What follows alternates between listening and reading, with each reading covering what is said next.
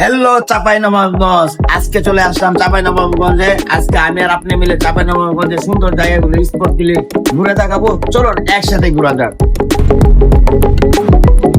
প্রিয় দর্শক, আমি এখন যে জায়গায় দাঁড়িয়ে আছি এটা হলো নেয়ামতুল্লাহ মসজিদের সামনে। এটা এলাকার মানুষের কাছে 3 গম্বুজ মসজিদ হিসাবে পরিচিত।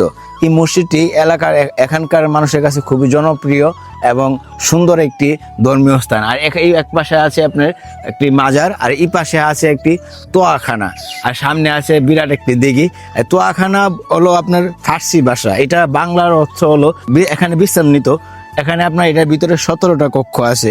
এর মধ্যে আপনার খাওয়া দাওয়া এবং গোসল এবং যা যাবতীয় প্রয়োজন হয় এটার ভিতরে করতো।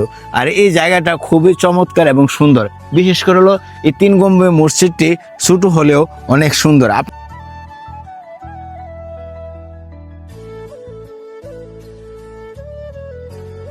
প্রিয় দর্শক, এই মুহূর্তে অবস্থান করতেছি আমি বাংলাদেশের শেষ সীমান্তে, চাঁপাইনবাবগঞ্জের শিবগঞ্জ থানা একেবারে শেষ প্রান্তে, বাংলাদেশ আর ইন্ডিয়া বর্ডারের 0 পয়েন্টে। এখানে ওইদিকে ভিডিও করা নিষেধ, আমি এই জন্য ওই দিকে যাই নাই। আপনাদেরকে এখান থেকে দেখানোর চেষ্টা করব। ওই যে এটা হলো ইন্ডিয়া, এখান থেকে ইন্ডিয়া আর বাংলাদেশের মালামাল আনা নেওয়া হয়। এখন আপাতত বন্ধ, এই যে গেট। এটা হলো ইন্ডিয়া আর আমিও বর্তমানে বাংলাদেশে আছি। যারা চাঁপাইনবাবগঞ্জে আসবেন অবশ্যই এখানে ঘুরে যাবেন, খুবই ভালো লাগবে। প্রিয় দর্শক, আমার পিছনে যে মসজিদটি দেখতেছেন এটা হলো চাঁপাইনবাবগঞ্জ শিবগঞ্জ উপজেলায় অবস্থিত। এই মসজিদ মুঘল আমলে নির্মিত করা হয়েছিল। কত সালে নির্মাণ করা হয়েছে এটা সঠিক তথ্য এখানকার মানুষ থেকে জানতে পারি নাই। আর এই মসজিদটির বৈশিষ্ট্য যদি আপনাদেরকে বলি, এই মসজিদটি আপনার পাথর দিয়ে তৈরি করা, পুরো পাথর।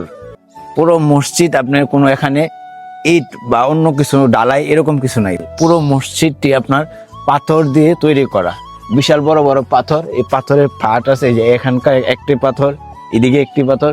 এই মসজিদের নকশাগুলি যদি আপনি দেখায় এবং ভিতরের অংশ যদি আপনাদেরকে দেখাই, খুবই চমৎকার কাজ। এবং পুরো মসজিদ ঘিরে ইতিহাস আর ঐতিহ্য ঘেরা।